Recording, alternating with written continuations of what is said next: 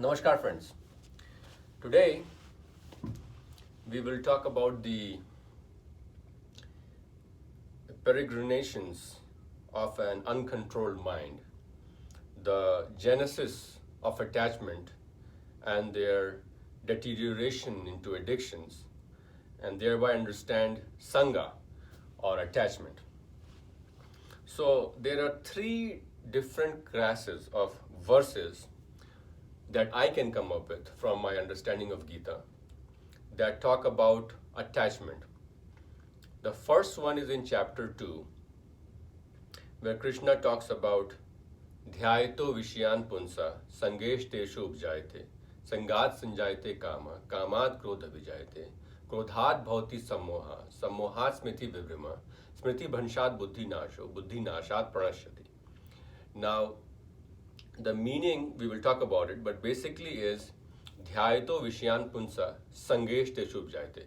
Constant focusing, imagination on a certain idea will cause attachment to that idea. Now, this attachment can happen in the realm of dharma, in dhyana, or it can happen in the realm of kam bhog or pleasure seeking sensations. But all of them will start with dhyana. So let's see what happens when we go in the path of dharma or dhyana.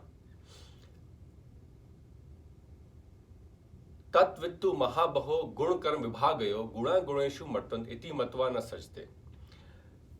Knowing that the gunas revolve within the guneshus or the objects of sensual gratification is where the senses will go towards, the wise man does not get attached to this play while he's watching it. He does not get attached to the results, sakam karma. And that's why the udasinvat asino stands, where you do the work without getting attached to the results. So having the desire is not so much of a problem if it's in the realm of dharma versus having an expectation of an outcome after performance or during performance of the desire, karma. So that is tatvittu mahabaho, and that's why it says prakritir gun samuddha sajante gun kransu tan kritas vido matan kritasun vicharlet. All these deluded, foolish folks who are chasing objects of sensual gratification, the dopamine pathway, for getting results, are going to be in the mode of rajas. Rajas is what?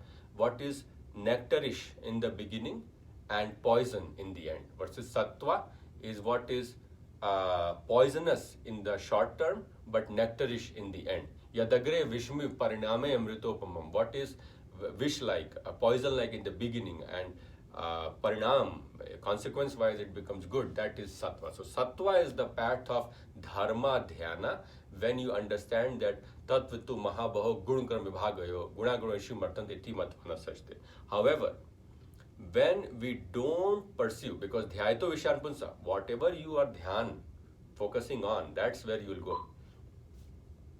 When you don't go down in the path of guna guneshu martan iti matvana sajte, then you go down the path of 16th chapter, which says अनेक चित विभ्रांता मोह जाल समाविता प्रसक्ता काम भोगेशु पतंती नरकेशु च आत्म संभाविता स्तब्धा धर्मार मदामिता मोहात गहित वसदा ग्रहण प्रवर्तन्ते सुचिव्रता अहंकार बलम दर्पम काम क्रोध च संश्रिता ममात्म परदेहेषु प्रदिशंतो बेसुयका. So understand these phrases. These phrases mean that anek chit vibranta, allowing the unbridled mind to just go out in the world and attach to all sorts of activities, that is going to create self-conceit. Ahankar balam darpam, kam krodh parigraham, all those things, ahankar, bal, darp, arrogance, strength, show off strength, and kam and krodh, which is desire. Of course, we are talking about lust here, and krodh is anger when you are not meeting your lust points. So all those things are going to cause more demonic tendencies formation. Patanti narkeshu cha. And he also says, mamatma pardeheshu pravitam mamatma pardeheshu pravintobhyasuyaka, which means they are torturing my presence in your body. And that's why I said that Atma and Paramatma, Atma is part of Paramatma, but both are inside you. Vidyate hridaya granthi chindante sarv sanshaya chiyanti chasya karmani tasmin drishte paravare. When you see the Atma and the Paramatma as one part together inside you in deep meditation, then all your delusions are dispelled off. That is what the Upanishads say. But going back to our point, Bhagavad Gita has the most eloquent explanations for the way we operate subconsciously. And by knowing what path we are following, we know exactly where we'll end up in our next life and even in this life based on the karma. So let me expand everything I have said because lots of shlokas I have used. Dhyayato Vishyan Punsa Sangeshti Subjayate Sangat Sanjayate Kama. When you have constant rumination about an object, Dhyayato Vishyan, Vishyan is Guneshu here, object of sensual gratification. Well, object of sensual gratification if it is for sensual gratification, but it just means object. If you are seeking nirvana, that is your object of gratification. If you will be long-term gratification, I don't want to call it sensual gratification. Sensual gratification is the high you get from smoking, drinking, gambling, gaming, things of that nature. But whatever you focus on, then that is the purpose of the conscious mind. The whole idea here is that there's a battle going on between the conscious mind and the subconscious mind. The conscious mind army includes chitta and buddhi.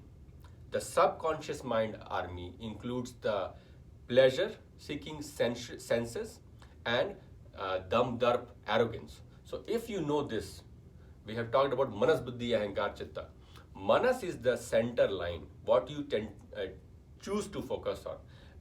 Dhyayato Vishyan Punsa, what are you putting your dhyan or focus on? Dhyan, higher form of meditation when you're trying to have sattvic thoughts. But every moment of life you are in dhyan. Every time you think about your kids, your family, or about someone you are competing against, you are creating a dhyan bubble. So it's very important to have the right sattvic dhyan bubble in which you have gratitude and kindness throughout the day. And then of course visualization of God when you are in Brahma Muhurta Dhyana. But all those are positive attributes that you have to do in dhyan. Dhyayato Vishyan Punsa. Because when you, as Atmans, we have enormous power over manifestation, converting the avyakt into vyakt. And that's how we are here, by the way.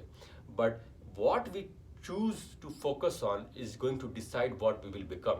What you think is what you will become. So be careful what you wish for. Sometimes you will wish for something and it will come true and you're like, oh shoot, we should have asked for something different. And that is the state of the mind, which is kind of going back and forth, doesn't know what it wants. And that you will understand over long term when you have pursued your right dhyana in the realm of meditation.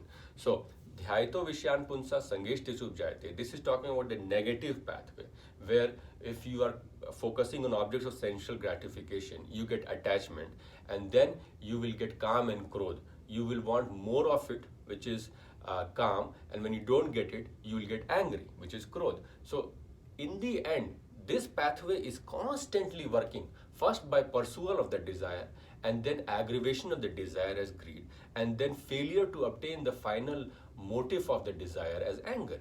All this is going to activate the 16th chapter, Ahankar Balam Darpam Kam Krodh Parigraham.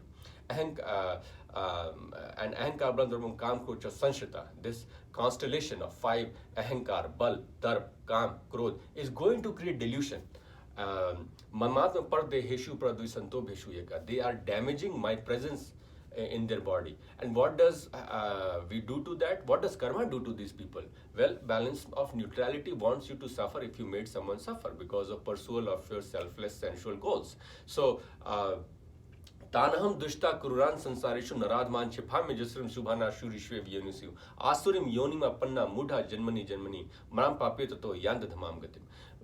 These demonic souls are sent to the inferior wombs, inferior yonis, where they are going to have torturous life. And that's why we see good things happen to bad people. We understand there has to be some history in karma. We should not judge anybody for what they are. We're trying to help them if it happens around us to improve our karma profile. But we know that there's a reason in the cosmic constellation as to why we are being treated the way we are being treated. Call it prarabdha, call it sanchit karma, call it whatever you want to call it, but there is a reason for the way things operate. So, to sum it up, my friends, what we choose on is what we will become. What we tend to choose on, it makes our conscious brain. If we don't use the conscious brain to go down the path of dhyana, courage, patience, and things which are going to grow the two portions of the army, which is the intellect and the chitta. Intellect is what we have been gifted as the buddhi, and chitta is the cosmic consciousness that we can receive if our buddhi is open to receiving it. But if it is clogged by the impurities of the brain, which are the five kind, ahankar, bal, darp, kam, krodh, those will clog the intellect. So the intellect cannot practice dhyana, which is knowing what is good versus bad in dharma, I should say, knowing good and bad, because it's not practicing dhyana with that forcefulness. And because it cannot penetrate this clogged viper full of vapor and whatnot, it is not able to see through the chitta, because chitta is the cosmic consciousness that will bless you. The intuition is the highest form of chitta.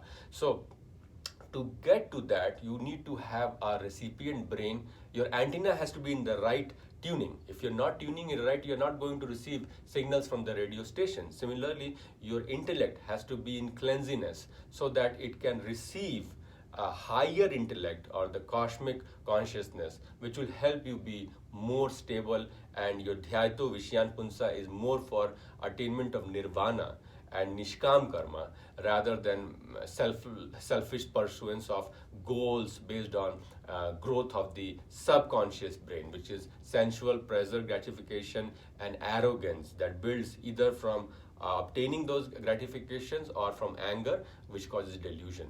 So our whole goal is to grow the upper conscious path, because when we grow the upper conscious path in our future lives based on what we have done, we will have better outcomes and a better body and a more enabling environment to grow our samskaras to an even higher level. The only way you can rise is by helping other individuals. So by helping others, you are helping yourself. So grow your dhyana pathway through activation of dharma, nishkam karma, bhakti yoga, gyan, raj yoga, and don't go for selfish pursuit of sense gratification, because that creates this registry of subconscious brain. Every time we are acting in a certain way is because we are letting our subconscious brain manifest its manifesto, which is composed of activities that we have done in the past and we are going to repeat it in the future, unless we put this checkpoint of conscious brain composed of buddhi and chitta through activation of dhyana and dharma. Hope this makes sense. Thank you.